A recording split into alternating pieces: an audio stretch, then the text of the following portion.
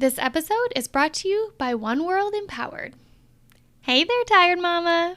Do you wish you could push a reset button on your energy? Like, do you want to keep up with those Energizer bunnies that are running around you all day? I know. I feel ya. Coffee can only do so much. Well, don't you worry. I've got you covered. Now, just imagine a community of mamas who know the struggle and are working together to harness and reclaim their energy. We're talking about a true community of mamas who get it.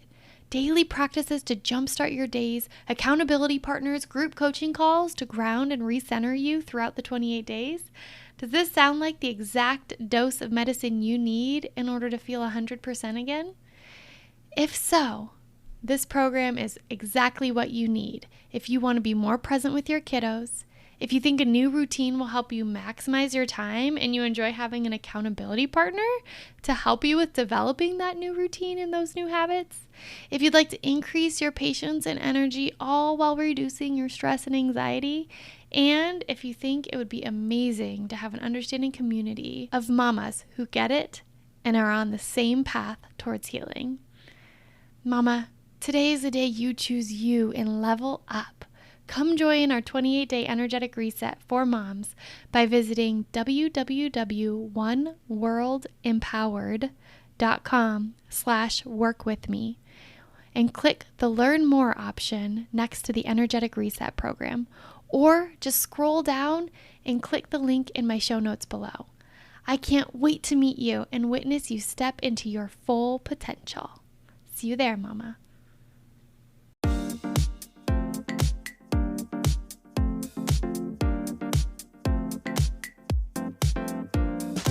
You're listening to the Empowered to Heal podcast. I'm your host, Dina T, and I'm so excited to take you on a journey through stories of everyday experts as we share the ways we've harnessed the power inside us to improve the quality of our lives and the health of our minds. We're so excited to have you here with us and hope you feel inspired and empowered to heal. Hello, you beautiful souls. I am so honored that you're joining us today in this episode.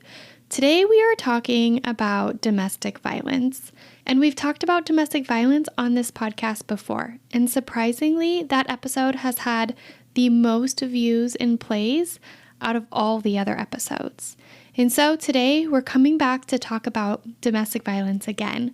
And this time we're talking about it through the lens of being a parent with children in a toxic relationship and making the decision to leave and how hard this can be. Please be aware that this episode might be triggering to some. We're going to be talking about all the hard stuff. Abuse, including physical abuse, psychological and emotional abuse, sexual abuse, the power and control dynamics of a toxic relationship. And we're also going to be talking about the mental health effects of a relationship like this and the difficulty that it puts on our children. We will be talking about the impact of domestic violence and very messy separations on our kids. And that's going to include some discussion around suicidal ideation, suicide attempts, and self-harm. Now, being in an abusive, toxic relationship is hard enough, but being a parent in a relationship like this is damn near impossible. Trying to figure out if you should leave, how to leave, what that means for your children, how to protect your children in this process, how to honor their wishes. There is nothing easy about having to make a decision like this. Our guest, Rebecca P., joined us today to share her journey of navigating and ending her toxic and abusive marriage, all while trying to emotionally and physically protect her children. Rebecca is a mother of 4 who is pushing to be her best for her children and for herself. Rebecca shares with us how she navigated doing what was best for her children and eventually learned how to do what was best for herself in this process. And Rebecca, she's been able to figure out this balance as she navigated divorce, healing from a toxic marriage, and supporting her children who experienced their own forms of trauma throughout this transition as well. Now, this wasn't an easy or a simple process, and she's going to walk us through her experiences as being a parent, parenting with her husband, when things started to change and what that looked like, and how she made the transition to keeping herself safe and eventually finding a way to support her children and being emotionally and physically safe as well. Rebecca is a dear friend of mine who believes that love can go a long way in this world. And boy, does she embody this belief throughout her professional work, her passions, and her personal life. It is just a part of who she is. And I gotta say that her family embodies the same belief as well. Rebecca is going to share with us how her family became her lifeline, her support system and cheerleaders, and her strongest tools as she recreated her life away from her ex and with her children. We also have the honor of having Rebecca's daughter on the podcast as well. She's going to be on the very next episode. So please tune in to hear her story and journey as a child in the middle of a relationship like this, and the impact and effects it's had on her, and how she's finding her way of healing through it as well. Rebecca, thank you so much for joining us on the Empower to Heal podcast. I'm really, really excited that you're here today. Thank you. I'm excited and honored to be a part of this journey of yours. You have been a part of my journey for like the past year plus of my life, and I want to thank you for that. We met when I was working at Child and Family Support Services. I had heard about you. I had heard your story. I had seen like poetry and writing from you and your daughter. And then we put together this like training opportunity for families to share their stories. And I attended, and my jaw dropped to the floor. And it was like, finally, the person in front of me, like you were standing in front of me, and I could connect all the dots to the strength and the resilience and the beauty that is you and your family. And it was like the start of a beautiful relationship and friendship. I know you started doing trainings at our agency and onboarding employees, and you started working as a behavioral health technician as a direct support. And so we got to work together really closely in that role. And I feel like giddy and excited to share your story on this podcast, because I know how impactful and powerful your journey has already been to hundreds of people thus far. And so I'm excited to be able to kind of hopefully do you justice and represent the strength of you and your family today. I remember clear as day going into the office that day, and I actually wasn't going to present. They pre-recorded something with me, and I thought that they were just going to play that. And then lo and behold, one of the other team members sent a text saying, "No, we're just going to have her talk." And I'm like, so we're winging it? And, the direct support that took me in that day, she's like, "I guess so." And I was like, "All right, let's put our big girl panties on. We're doing this."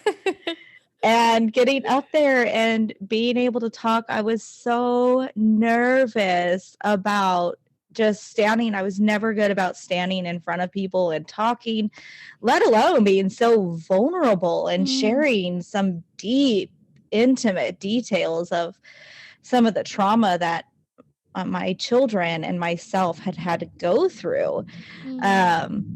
And by the time I was done, everybody just stood up and started clapping, and my heart just like got so warm, because I felt like, oh, maybe I can utilize this story and make a difference. And then when Erin had asked me to start training, and I was so honored, I'm like, absolutely. And I had told her and Nicole, I was like, you know what, if I can just help somebody through their tough time by sharing my journey, then I'm happy with that. Like, I can live with that.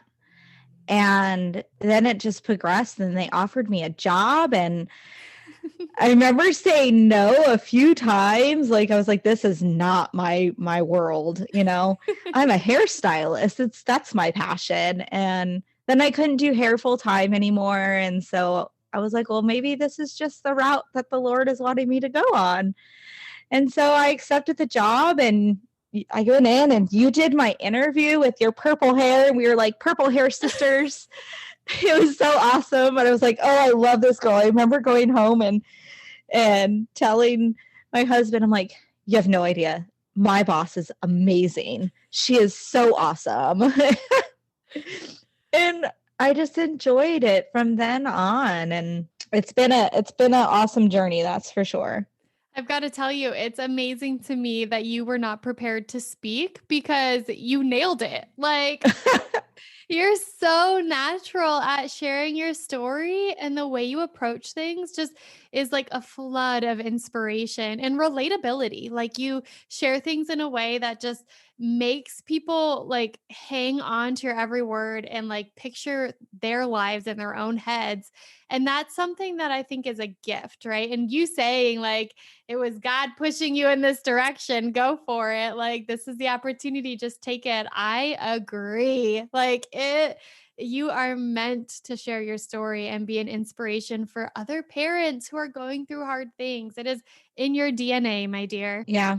And I was just happy that I got to even brag about my family for a little bit, and then to see all those people enjoying my dad's spaghetti there at the office was awesome. Yeah, you came in with these like banquet size containers of homemade spaghetti and meat sauce. Like, Hmm.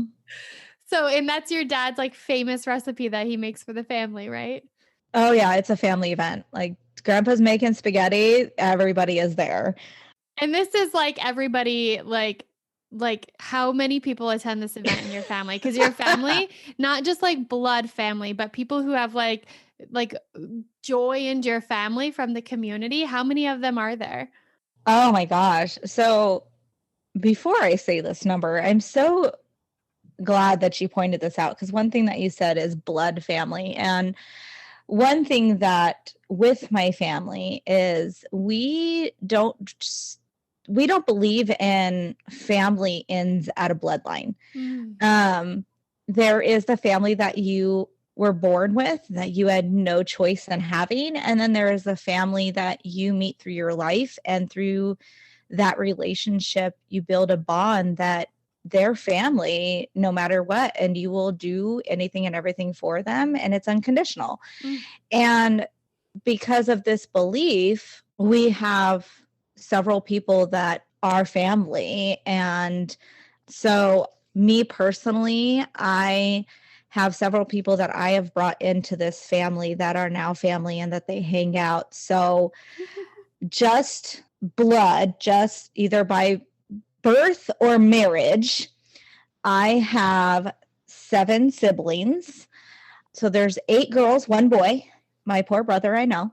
Um, I love him to death, and he's an amazing man, and I don't think he would have it any other way than to just have sisters. And then my parents have 35 grandchildren, and now soon to be, I believe, 13 great grandchildren. Oh my goodness. So, yeah, that's just us. And then, so during Christmas, we have on any given year anywhere between 55 to 60 plus people for Christmas. And that's all family, whether you were born into the family, married into the family, or you have just made a mark on our family and your family, period. What a beautiful thing. I remember when you first, I don't know if you showed me a picture or somebody at work showed me a picture of your Christmas, and it's like your parents' house in their living room, and from like wall to wall stockings hung like Yeah.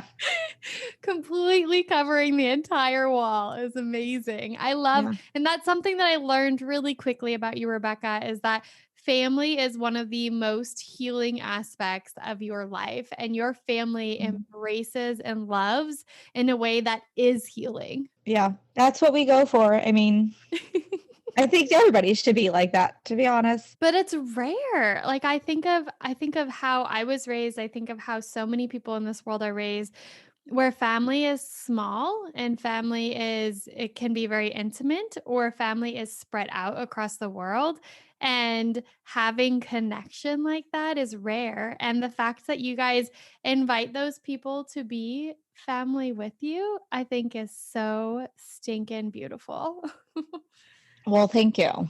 Yeah. We love it. That's for sure.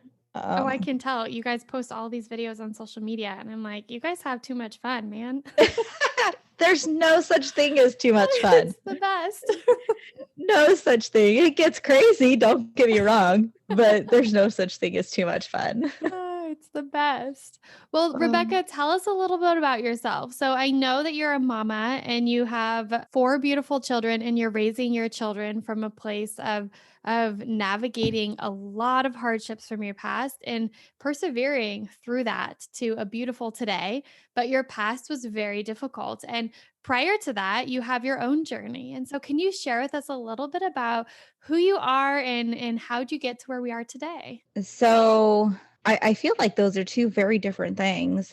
Who I am isn't necessarily who you're going to hear about in these stories, Mm. but to go back through not even the first part of my journey, but just, I would say, learning adulthood and finding my own way through being a mom and a wife and my own way through this new life that I was living as an adult. I met my ex-husband through work. I was 18, just out of high school, and we were friends, and he was so funny and a pure gentleman. And we got along very well. And then we started dating. And very shortly after dating, we decided we were going to get an apartment together. And even though my parents really didn't like that idea, they were supportive. Mm. And so him and I decided that we wanted to get married. And so we started talking about it. And then I found out I was pregnant with my first son. And so he had talked about getting married. And I was like, well, I don't want to get married until after I have the baby because I don't want to be big and fat and walking down the aisle. And I was like, I want to fit in a nice, pretty wedding dress.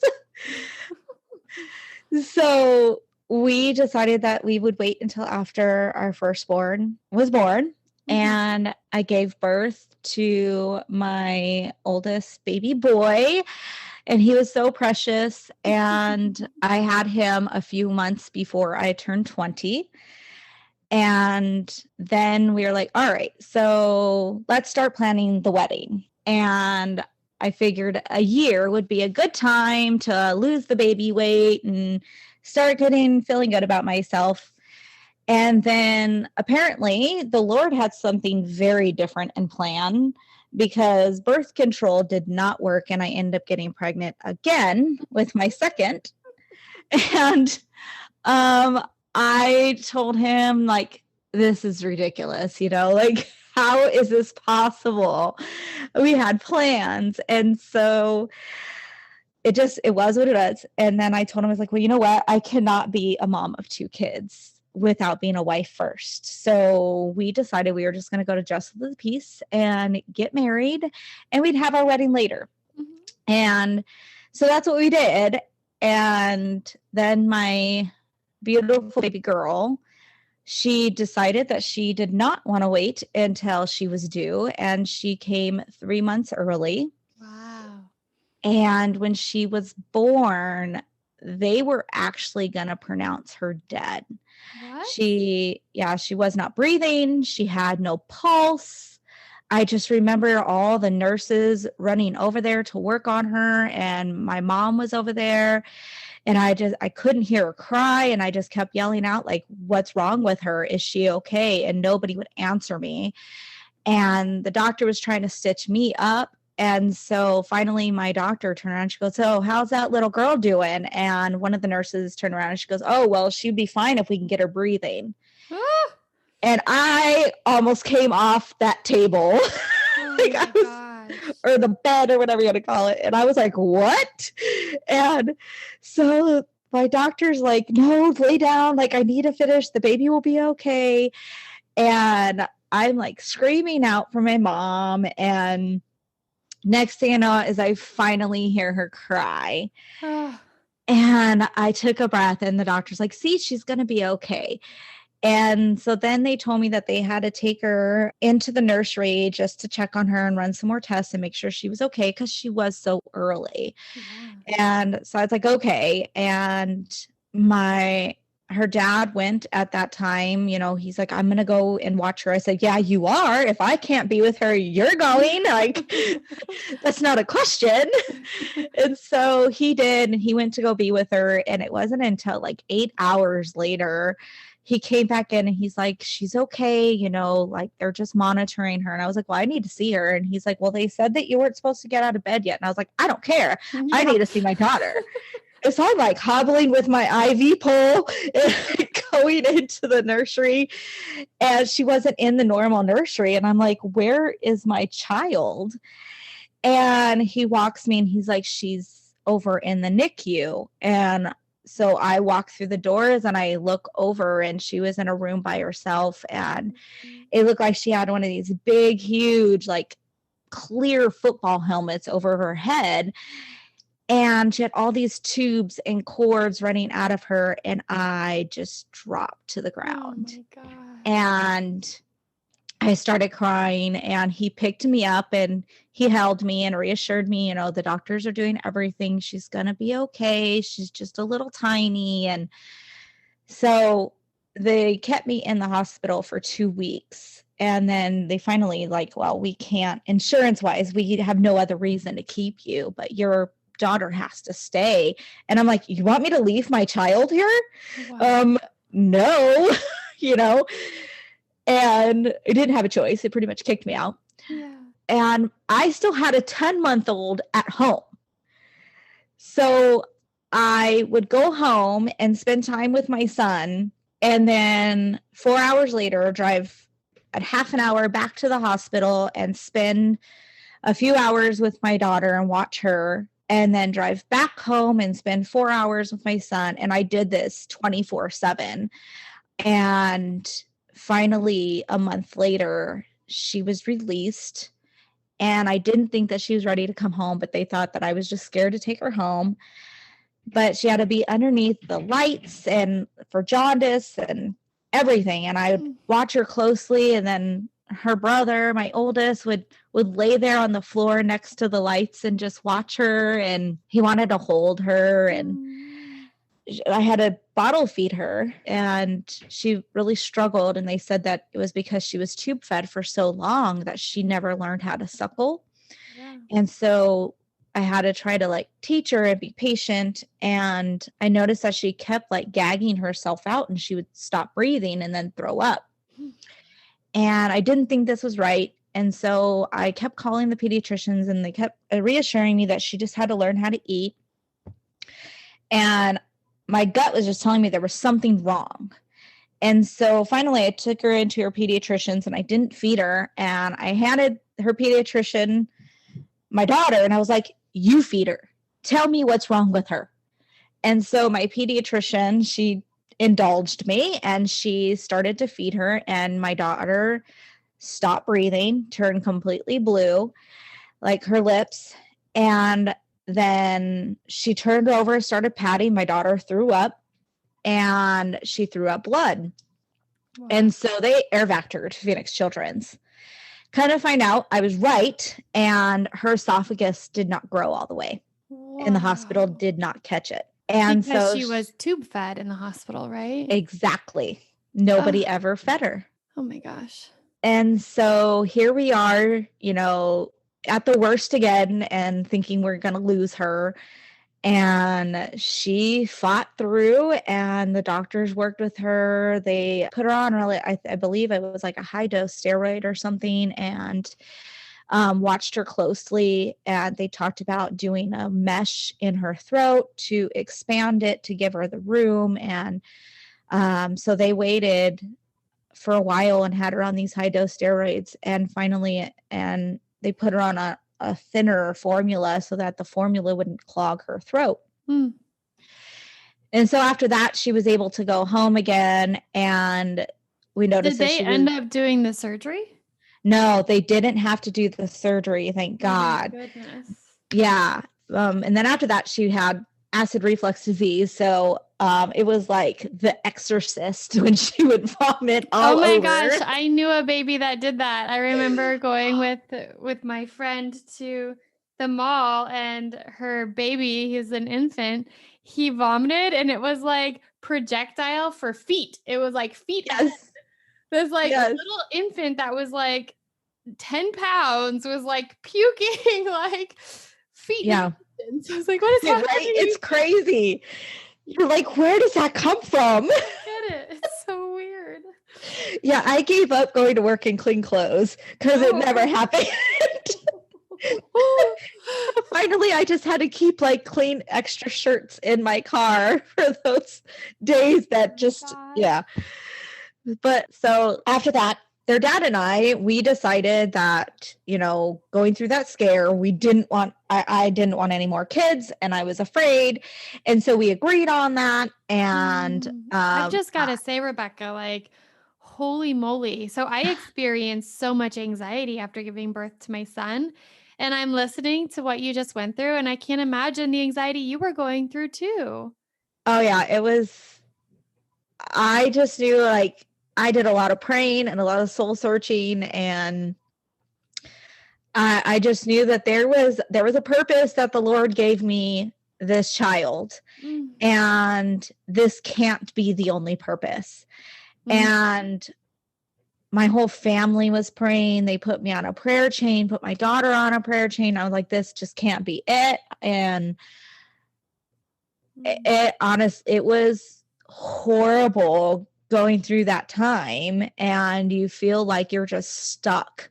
Like it's almost like time freezes and you're just stuck in this sadness.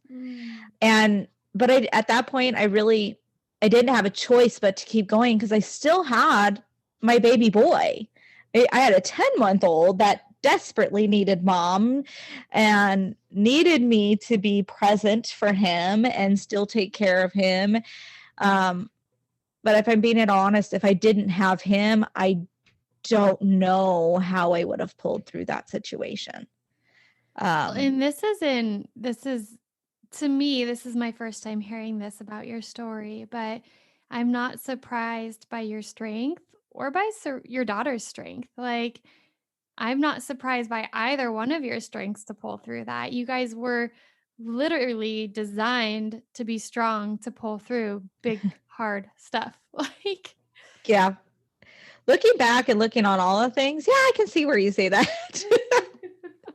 But when you're going through it, it doesn't feel that way whatsoever. So, but yeah, so my husband and we decided we weren't going to do any more kids. I went on the depot shot, and him and we agreed with each other that we really didn't want our kids in daycare. We didn't want other people raising them. So we agreed that we would work opposite shifts, and they worked very well with us because we still both worked in the same place.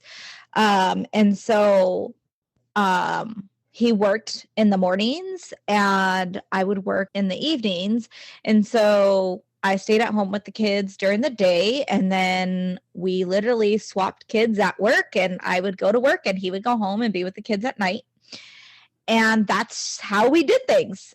And it worked out. We spent our days off together as a family. We tried to work out with our work to where at least one day a week we were both off of work for that one day, and that was family day. And things were good. I was happy. I was solid. And then life threw another curveball, and I was super sick at work one day, and I was like, there's no way. And I went and bought a pregnancy test and went into the work bathroom, and I took it, and I sat there and cried. And I was like, I cannot do this again. How is this possible? Like, I was on birth control with my daughter, and now I'm on birth control and I'm pregnant again. Like, how is this possible? And so I got off work that day, and he was off work, and I went home and I just threw the pregnancy test at him. And he looked at it, he's like, shut up. And I was like, yeah, what the hell? I was pissed, to be honest. I was so mad. And he was excited. He was like, oh my gosh, another one. I always wanted 3. And I was like, we agreed. And he's like, you act like this is my fault. Like, you're like, this wasn't part of the plan. Yeah, this is not part of my plan.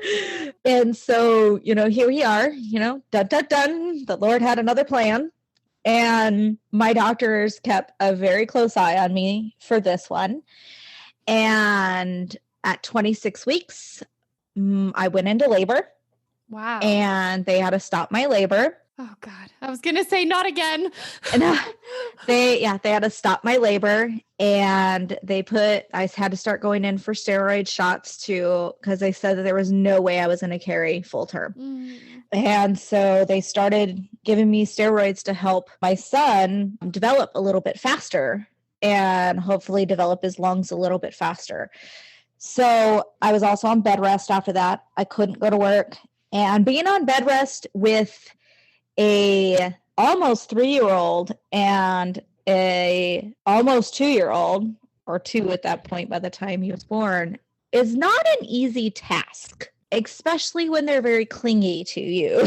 So I was not really on bed rest like I should have been, but I did. You're basically a stay-at-home mom telling the doctor, yeah, I got it. Yeah, exactly. I'm good. I'm listening. And I had to take medication at home. I want to say it was like every 2 to 4 hours to keep me from going into labor. And if I missed one dose, I would go into labor. So I had to be very on it with my medication, which I'm not a good person at doing. And I hate taking pills, but I had to set a timer and make sure I took it so I didn't go into labor. Well, he ended up still coming just shy of 7 weeks early. So when I went in to have him, they're like, nope, this time we can't stop your labor. And I was like, Lord, just please tell me he's okay. After being in labor for 23 hours, they decided to do an ultrasound because I was pushing for 5 hours and he would not come out. And so they did an ultrasound, found out that the cord is wrapped so many times around his neck that every time I try to push, I would lose slack and it'd suck him back in.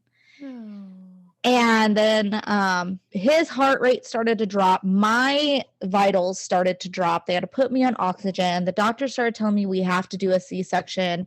And I was fighting it. No, I am having my kid natural. And finally, I told the doctor, I was like, look, you let me push one more time. And if he doesn't come out, then I'll agree to the C-section. And so the doctor's like, okay. And so I pushed as hard as I could. And the doctor literally had to reach in there and grab him by the neck. The nurse had to clip the cord really quick. And then he just flew out. And as soon as they got him out, of course, they rushed him over, started to get him on oxygen. And then he started crying and he was doing great. His vitals shot right up. Oh, thank God. Yeah, my vitals started going up and they were like, all right, we're in the clear. We're good. And he was my biggest baby out of all 3. And even though he was so early? Yeah, he was my biggest out of all 3. My oldest son, who was a week late, was my second biggest. Obviously, my daughter, she came so early. She was tiny. Yeah. So yeah, he was fine. And so now we're starting this venture with 3 kids. And about 6 months after my youngest was born, we started noticing some issues between his breathing and stuff. And so we took him into the doctor and they diagnosed him with asthma.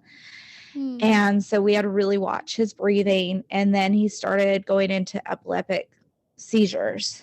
Oh my goodness. And we had to really watch him. And he started to get what they called croup.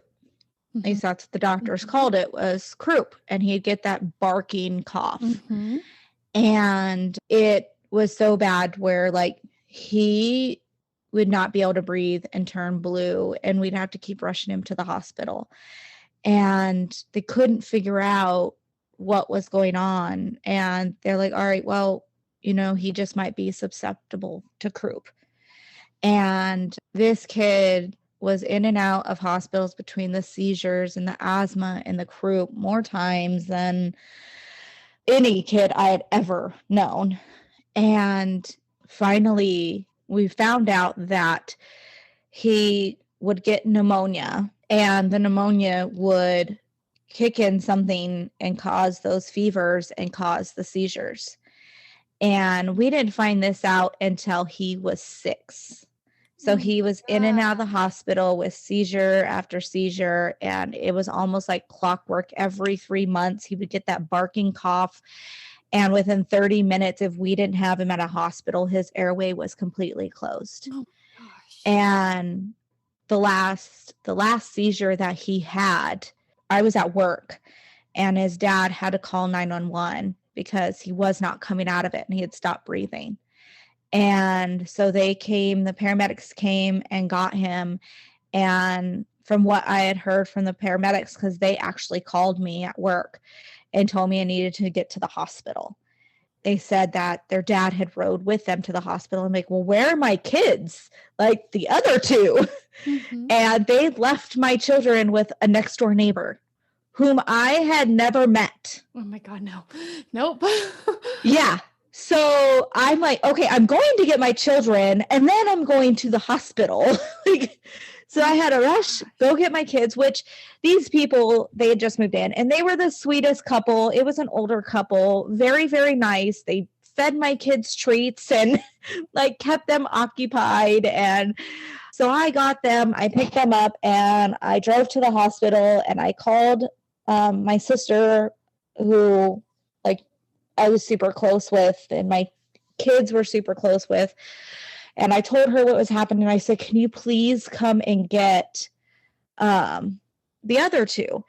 And she said, absolutely. And so I get to the hospital and they had told me that they didn't know what caused the seizure, that they did get him breathing. And I said, well, was it due to a fever? And his dad's like, I already told you, I checked it. He did not have a fever. And I'm like, I'm not blaming you. I'm just asking questions. Mm-hmm. And the doctor said, well, the thing is to the touch. And when they took his temperature in the ambulance, he did not have a fever. Then they found his internal temperature was at almost 105. How is that a thing? I have no idea. And I even asked that. And they're like, some people, like if the AC is cold in the building, that can cool down the outside of the skin, but not enough for the internal temp. And that's the only explanation that they could come up with. What? And so I was like, well, how do we monitor this? Like, how do I fix this?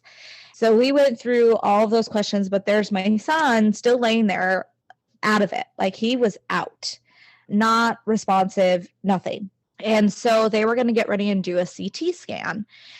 And they were going to also do the x-rays to look to see if he had pneumonia. And so they came to get him for the pneumonia. And since he was still completely out of it, I had to literally hold him up by his arms because they put this contraption around their waist to stretch them out. And I'm holding him, and then he wakes up. And he starts looking around and crying. And so like I just started talking to him like, Mama's here. And then I started making up this song to sing to him to keep him calm. And so we get him out of that and comes back, no pneumonia. And so then they're like, well, we can't do the CT while he's awake. And we don't want to put him out because we don't know if he'll come back out of it. And so I was like, well, then we're not doing it. Like, we're not doing it. And so after that point, we just started monitoring him and keeping a close eye on him. The second that he would have any kind of illness, he was in the doctor. And then we still had to deal with those barking coughs in his airway closing. So we just kept a close eye on it. And that was the last seizure that he had. And so How? How come that was the last one? Because I started monitoring everything. As soon as they started talking about the temperature and stuff, like anytime I felt like he was starting to get warm, or if he even got to 100, I started putting ice packs underneath his armpits and in his groin to bring that down quick.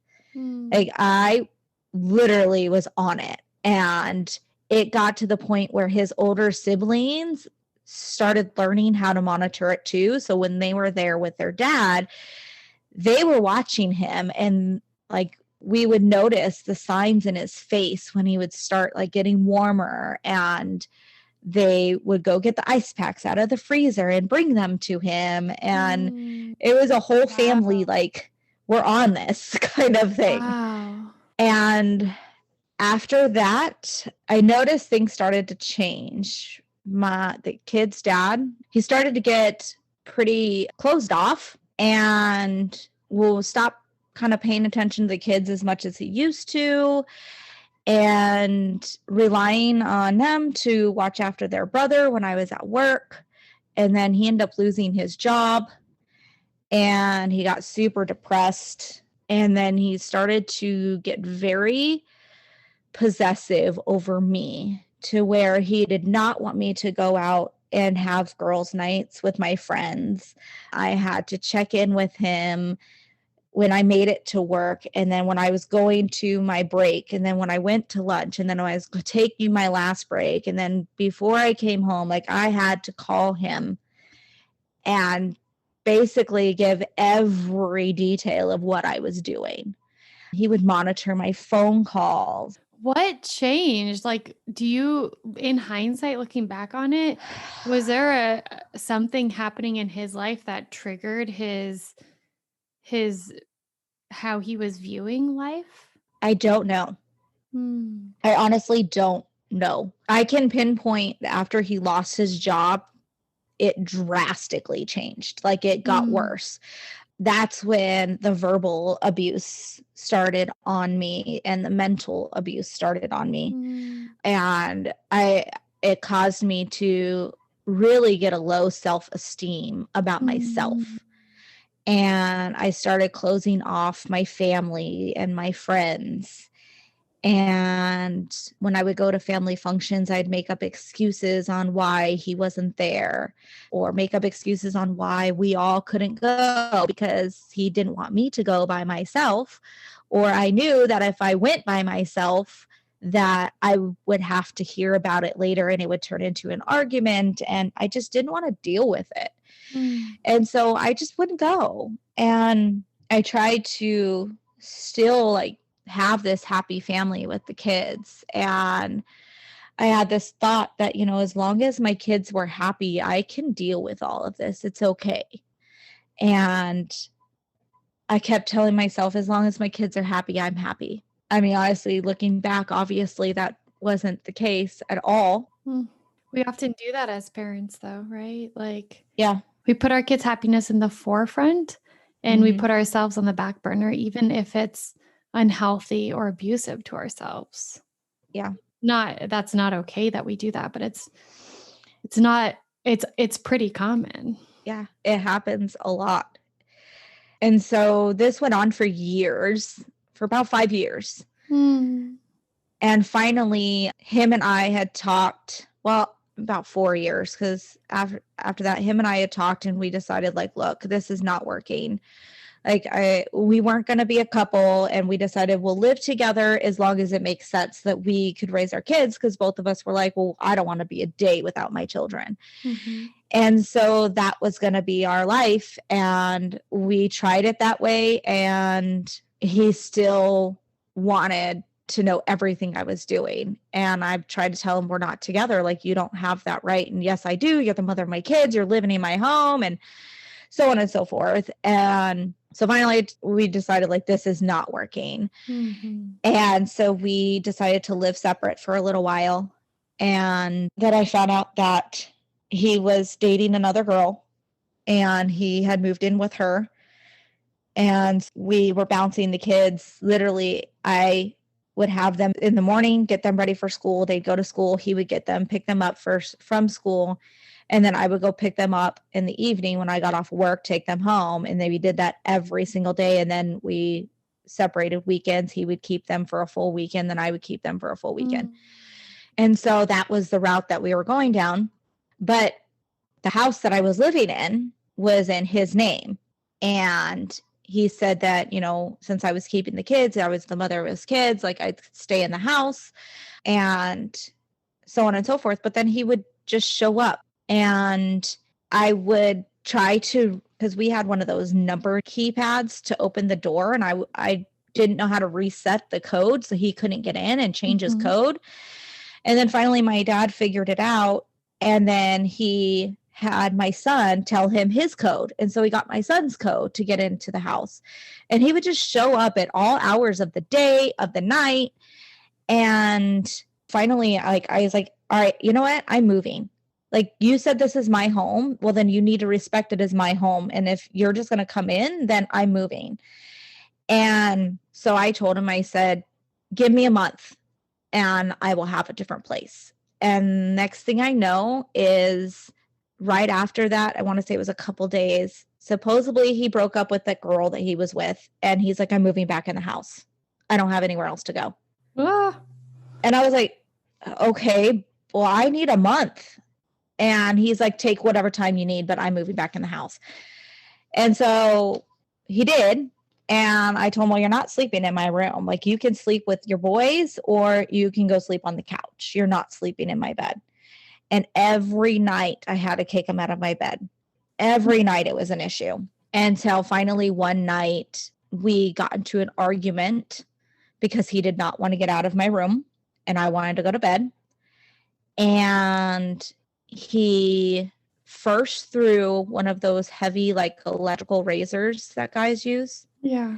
He threw a bag with one of those in it at my head, and I ducked, and it stuck in the wall. That's how hard he threw it.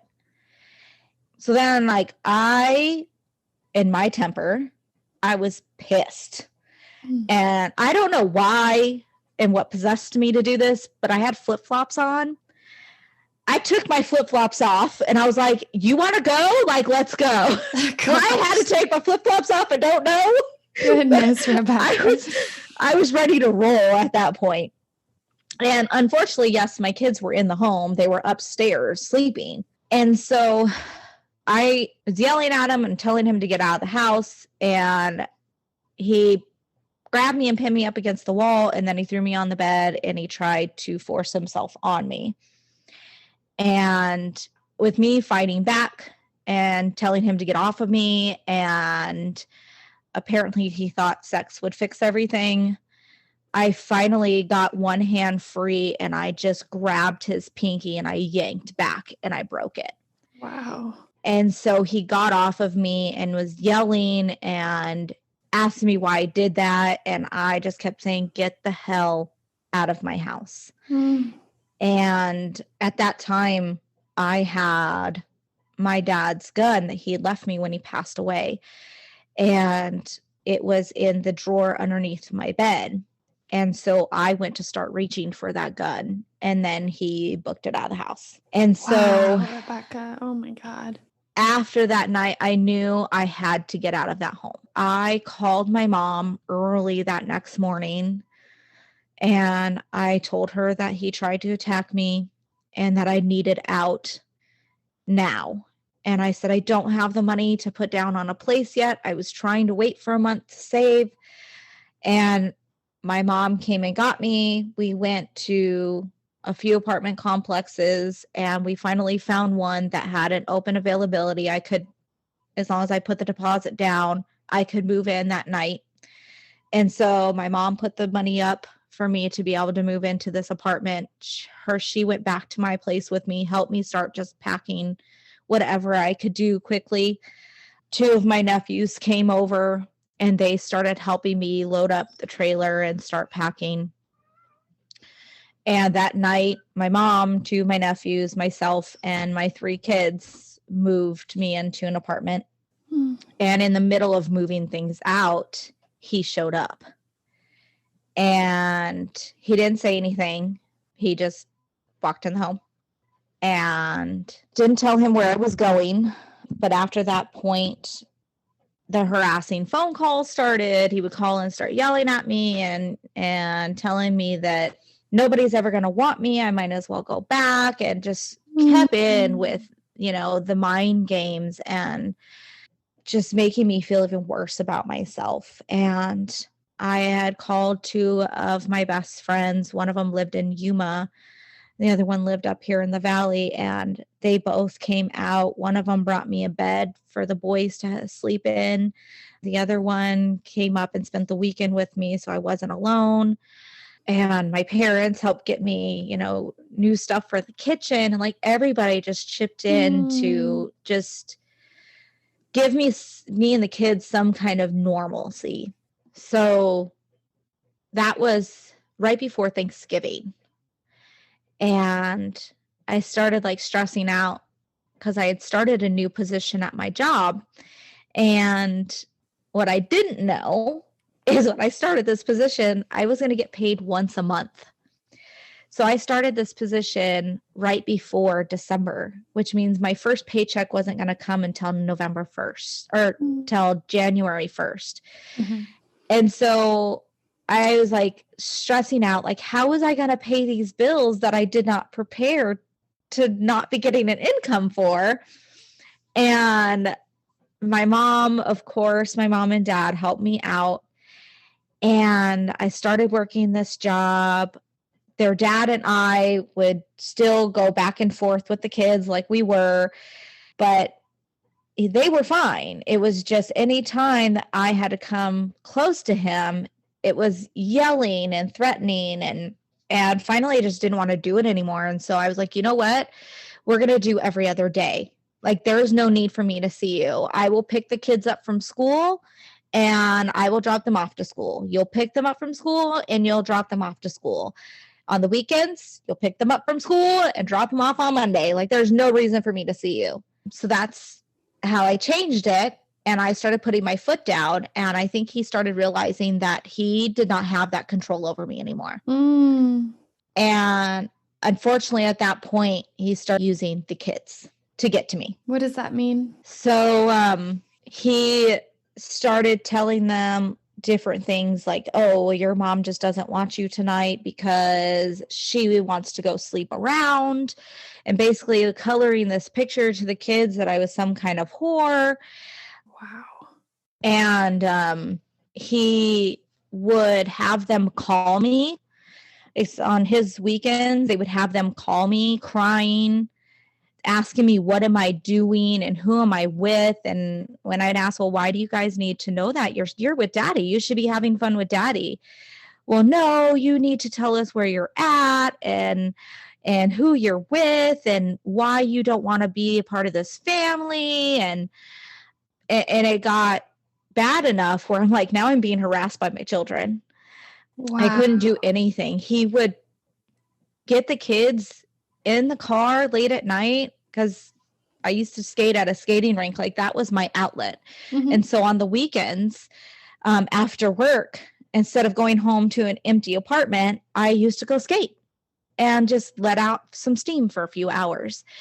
And there were several nights that he would be driving in circles around the parking lot, waiting for me to come out with my kids in the car. And this is at midnight.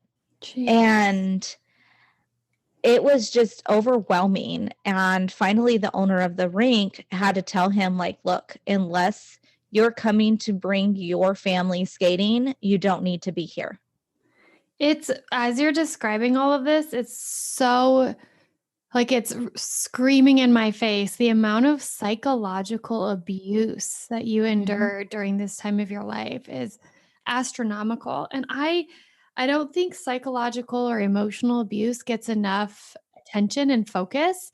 Oftentimes it's that power and control that someone tries to take over you, and the little jabs or the ways that they do it that tears you down as a human being. I know you described a little bit earlier, like, you felt powerless to him and you had to learn to take that power back. And your kids being used against you, your house being used against you, your sense of safety and security in your own bedroom being stripped from you.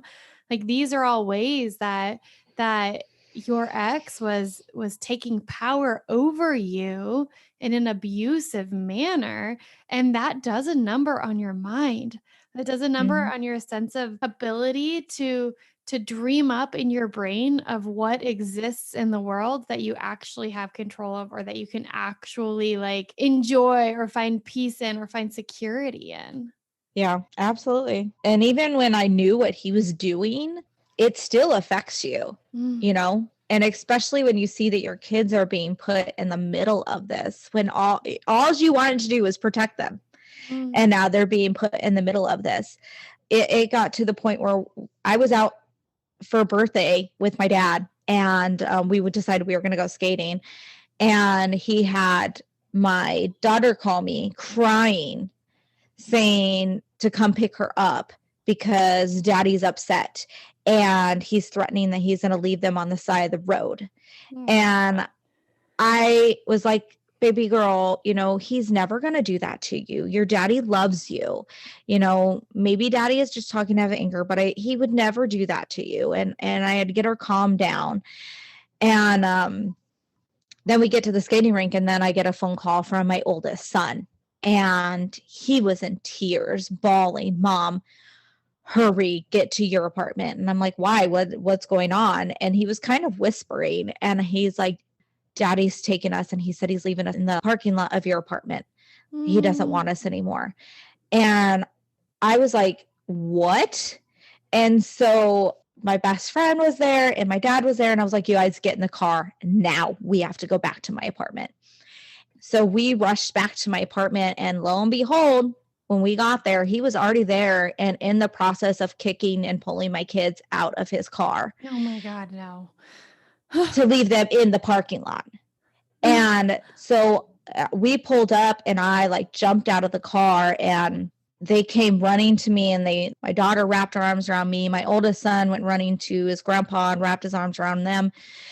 And then my youngest son came out, and he runs and wraps his arm around me. And I'm like, you guys just get in the car, just get in the car. And next thing you know is their dad walks around to the other side of the van, opens the door, kicks our dog out, the dog that I couldn't take with me that he kept, kicks the dog out of the van, shuts the door, gets in, and drives away. And so we're all standing there now with 3 crying children and a dog. And we're like, what the hell just happened? Wow. And so we're like trying to calm the kids down. And my best friend's like, let's just get in the car, you guys. Everybody just get in the car. And so I was in the back seat with my 3 kids and now a dog. And we're driving to my best friend's house. And we get there, and the kids are just crying and not understanding what's going on. And so my best friend and I look at each other, and we're like, we have to change this night around, like now. And so we just switched gears, and we started playing Just Dance on the Xbox, and her and I just started being goofy together. And the kids started laughing, and then Grandpa got in there and started dancing just to change the atmosphere of that night and to get the kids through it. After getting through that night or whatever, I broke, and I told my best friend, I said, I think I'm just going to go back. And she's like, what? And I was like, look what he's doing to my children. Like, I think I just need to go back. If I just go back, he'll be fine. Like, it'll be fine. And she's like, there is no way in hell you're going back. Like, that is not happening. There's that psychological trauma and abuse again right there, though. Like making you feel responsible in some magical way for him. Like, yeah. And that's how things went. I mean, obviously, finally, I did not go back. But things went like this for years. Even after I filed the divorce, and it took 2 years to get the divorce finalized. So to speed up, like after the divorce, he fought for my oldest son. And by the time we went into the divorce, my daughter, she realized that her dad was not the man that she thought, and she did not want to be with him. And so she begged me not to send her back there. So when we went into the divorce, I told the judge that, my daughter wants to stay solely with me. And so basically their dad said, well, I'll give you her, but you have to give me our oldest. And at that moment, like, my oldest was okay with his dad. And so I made the agreement thinking I'm protecting the child that needs to be protected. So that was the agreement. So he had our oldest primarily, and then I got him every other weekend. And then I had my daughter primarily, and she was supposed to go back every other weekend. And then my youngest son, he bounced back and forth every other day, which is craziness. Like, why a judge ever agreed to that arrangement and why I did, I don't know. But it was crazy. Well, that was short-lived. That did not last very long. And finally, I ended up with, not legally, but pretty much my youngest son and my daughter was with me solely. And then they just went every other weekend to go see their dad. And after about 2 years of that, my daughter came to me and she was very upset. And she told me that she did not want to see her father anymore and that she just couldn't do it anymore. And I asked her, what does she mean by that? And she said that she just can't take the mental abuse and that she feels depressed. And I asked her if she could tell me what she meant by that. And she shared how her father would constantly talk bad about me and force them to agree that I was these awful things and encourage them to call me a slut and a whore and just some really awful things, and had them make bets on how long my current relationship would last.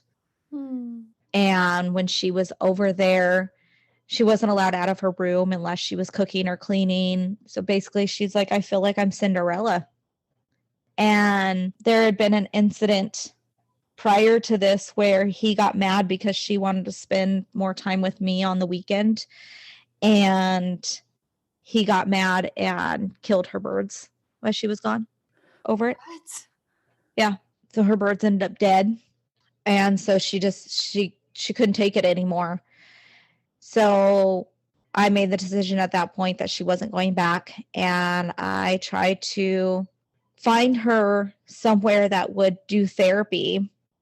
And nobody would take her because legally we had joint decision making. And I found out that apparently if you have joint decision making, you can't get psychological help for your child unless both parents agree.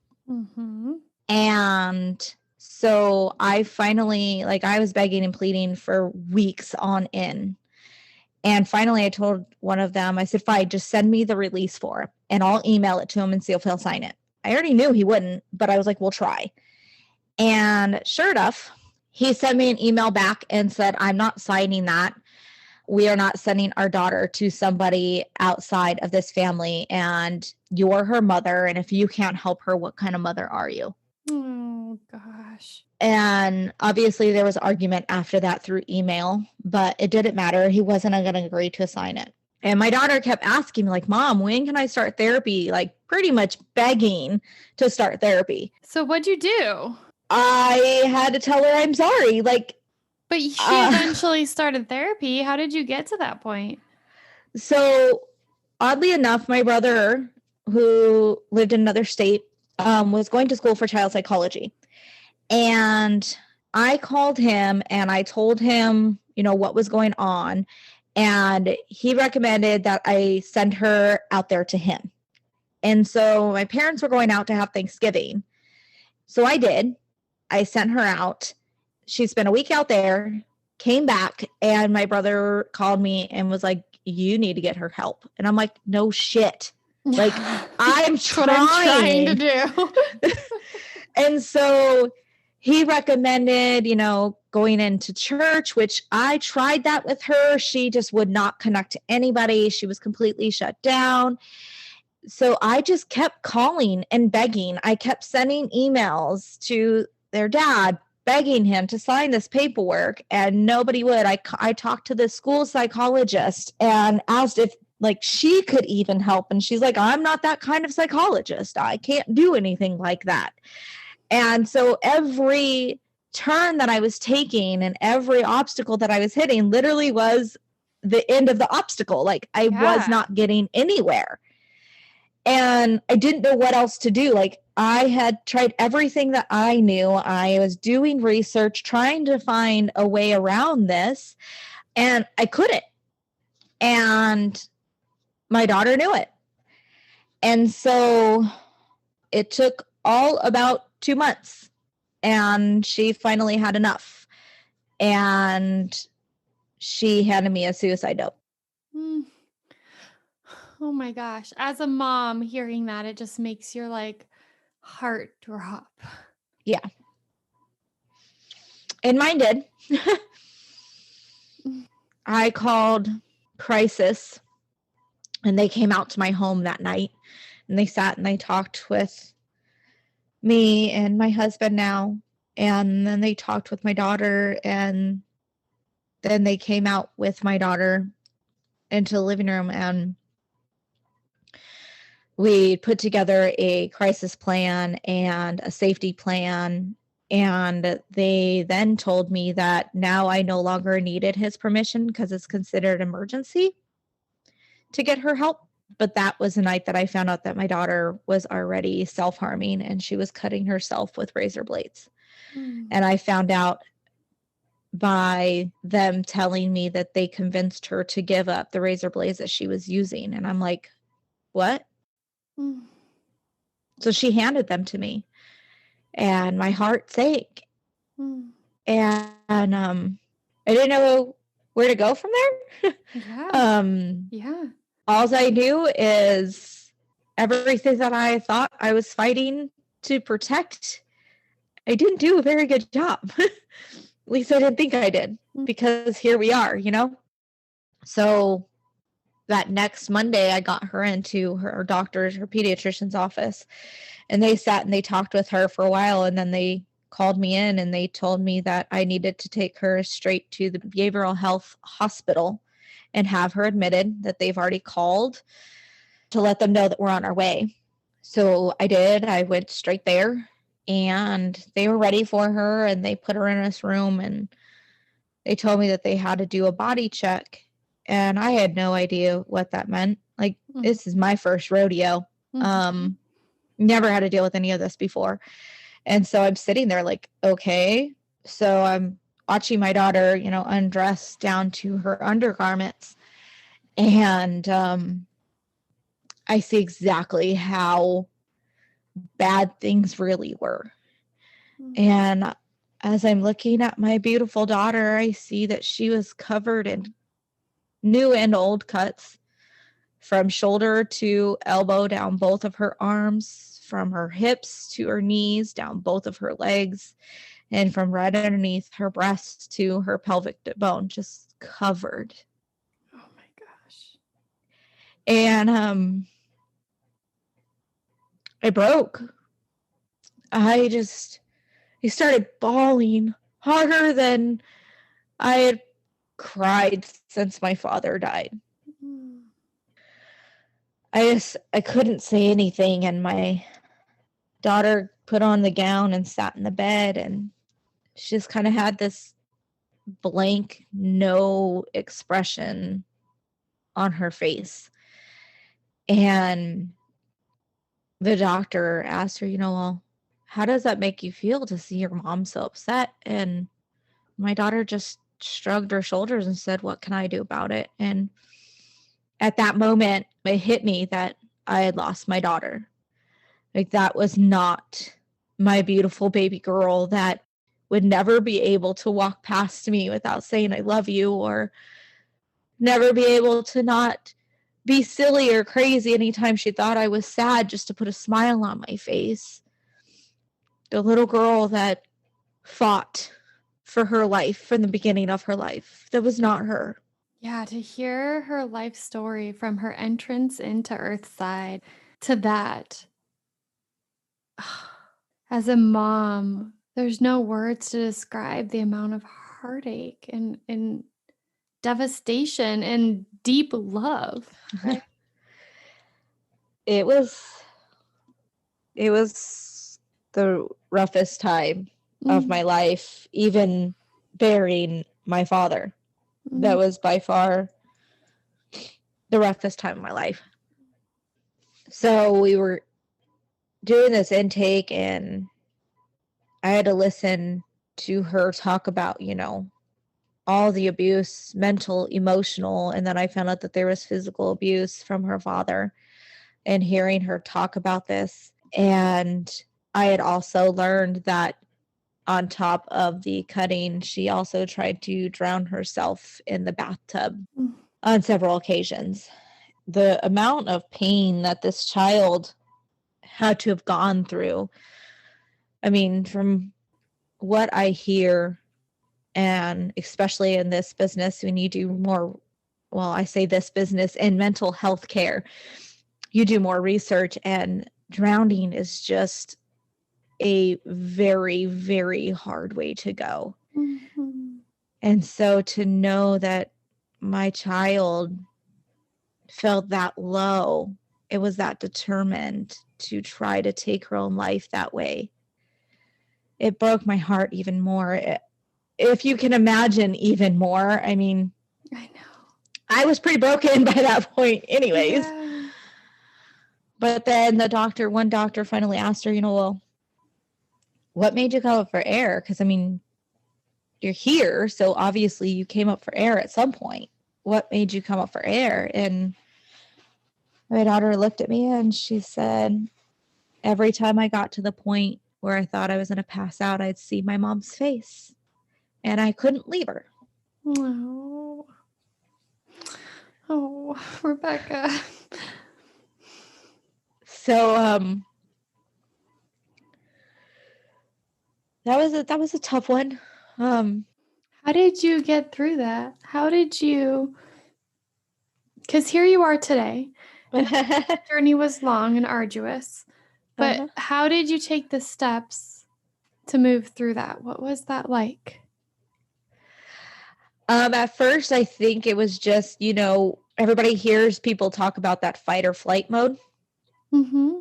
I think that my brain went into fight mode. I had to leave her in the hospital. So literally straight from the hospital, I went straight downtown to a courthouse, filed for emergency sole custody of all three of my children, got it that day, went and grabbed my oldest son. And then from then on, it was fight, like learning the legal system and finding out what options I have to different mental and behavioral health, to get my daughter the best care, to get her the help that she needed. And what did I need to do? It was just pushing through to that next step and being constantly on the go. I mean, I was still working a full-time job in my salon at the time. And now going through, when my daughter got home, finding different programs, found, that's how I ended up in meeting you, but they recommended our company, Child and Family Support Services, for the Meet Me Where I'm At program. And I'm like, yes, give it to me. I said that for everything. Yes, give it to me. I'll take it. Like, I will take whatever. I was like, I am just a mom. I don't know how to navigate this. I don't know how to handle this. I'm just a mom. I'm just a mom. That's what I kept saying. I'm just a mom. So going through all these new recommendations, and then next thing I know is I'm having all these people in my home, and the next thing I find out is that the hospital opened a DCS case against me because I didn't get my child help sooner. And so now I have that I had to worry about, which I really didn't have to worry because I didn't have anything to hide, but it does add stress to anybody. And you were like, I tried. And you probably have a paper trail. Oh, yeah, I did. I showed them the emails. I printed off copies, like everything. I showed them the copy of the thing that I signed, giving release and consent. And, I pulled up my phone records and highlighted where the therapy places were that I called. And, yeah, so I wasn't worried, but it did add stress. Yeah, unnecessary stress, for crying out loud. Yeah. So, we started in with the Meet Me Where I'm At program. And then, so I had people in my home like 5 days a week. 2 other days a week, I was driving her like an hour and a half away each way to therapy because I heard that that was the best place to go for therapy, but it was like an hour and a half from my home. And so I drove her anyways, and it was just constant. Honestly, looking back, I don't know how I kept going. I think it was pure just fight mode. Like you have to do whatever you have to do, period. That makes so much sense too, Rebecca. Our brains push us into a gear to survive, and that's what you were doing. You were surviving. Yeah, it wasn't until I would say we were, well, a month and a half in her being out of the hospital, and we had the Meet Me Where I'm At program in our home. And I met a new direct support that came into our home, and this lady connected with me. She really helped me understand, or I don't want to say understand, she helped me look at things at a different perspective and a different light. And she helped me find who I was as a person. Like, who's Rebecca? Because you're not just a mom. And having that outside person help you understand to take a step back and take a breath and remember who you are as a person. How do you take care of yourself? Because I wasn't taking care of myself and my health started plummeting. And getting me back to who I was, helping me and my husband get back to who we were as a couple amongst all this craziness. Because on top of going through things with my daughter, bringing my son home after being with his dad for a few years, he hated me. Like, I had his behaviors too, where he would talk, and if he did, it was yelling or just pure disrespect. He hated the world. And so I had to learn how to understand all of these different behaviors. I had to learn how to see past them and what the meanings of them were. And how do we work together to make them better? And my drive was just, I wanted my family back. I wanted my kids to be happy. I wanted to be happy. I wanted my kids to remember the family that they grew up around, the family that they were surrounded with, all of their cousins, the fun times that we had. And that's what I wanted to get back to. And I pushed and fought and took different classes and did research and just really opened myself up to be vulnerable to somebody so that they could help me with my own stuff so that I could be better for my children. Something that I hear you describing is hope. Like you had hope and you held Yeah. on to hope for your family and you took action steps to bring that hope into your children's life, whether that was for your daughter who was trying to figure out if life was worth living, or your son who is angry and hurt. Like you found ways to bring hope into their lives and into your own. Yeah, and there was moments I didn't have it. But that's where your loved ones come in. And that's why I stress that, family isn't just bloodline, because there's some people out there that don't have any family left. And I've learned that. And it's so sad and it breaks my heart. But if I did not have my family, the people that I've chosen to be in my family, my friends, and even the family that I was born with, I don't know if I could have gotten through that. It was the love of all of them, the cheering on of all of them, the times that I lost that hope. I lost all sense of everything and thought that this is going to be it. If it weren't for them being by my side and helping re-guide me and talk to me and ensure me that, it will get better. if I didn't have that to lean on, I don't know how strong I truly would have been. Hearing you say that also makes me think of another attribute or action step that contributed, and from my point of view, to your healing as a family. But you are speaking in a way that is so enlightened.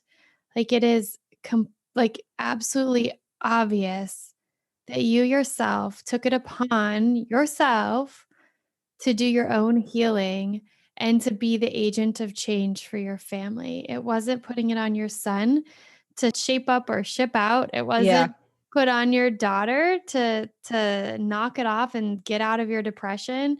Like you literally met your children where they were at. You created experiences for them to have hope.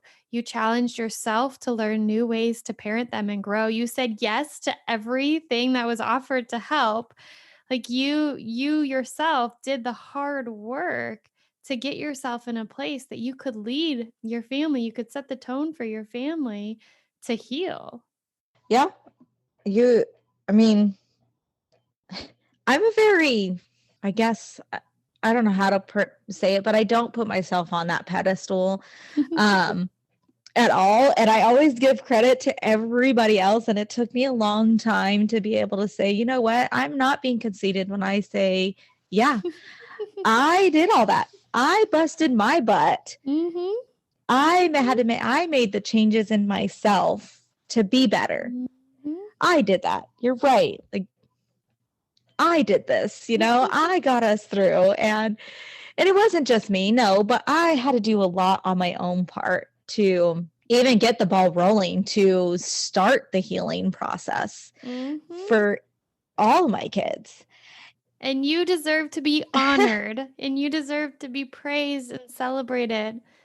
That's a part of your journey, right? That's you went from a place of accepting this status quo of this is how life is, to escaping it, to questioning if you should go back, to like, no, I'm busting me and my family out of this. It's enough is enough. We're done. And you like that's hard. Like you can't just choose to take that step. Like you need, like you said, the support system, the hope, the determination. You need the survival mode to get your butt into the gear that you need, like fight mode, in order to take action when you could be paralyzed.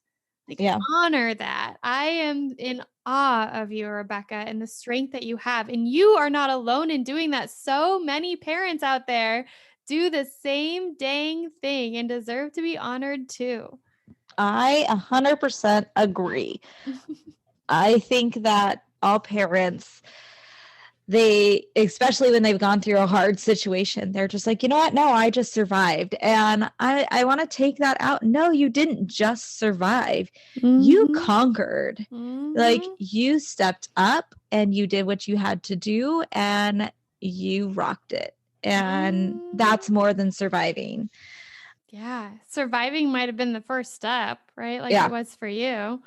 Well, Rebecca, do you have anything else, any words of wisdom that you want to leave us with today, or any direction that you want to give others where your story might be resonating with them? I would say one of my biggest things for somebody out there that could possibly going through a similar situation or just a hard time and feeling stuck in their life. Don't allow your situation to stop you. Mm, Don't allow your surroundings and the people that might be breaking you down, don't let them dictate who you are or where your life is going to go mhm, because something different is out there.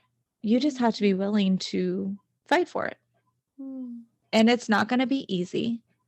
You're going to have rough roads. You're going to have moments where you're going to break down and say, I can't do this. And that's okay. But know that there's always something better out there. Life will hit you with curveballs all the time. I'm still dealing with curveballs, just in a different light. But allow yourself to smile, allow yourself to love, and allow yourself to be loved. mm. Beautiful words of wisdom, Rebecca. Thank you so much for joining us today and honoring us by sharing your story. Thank you.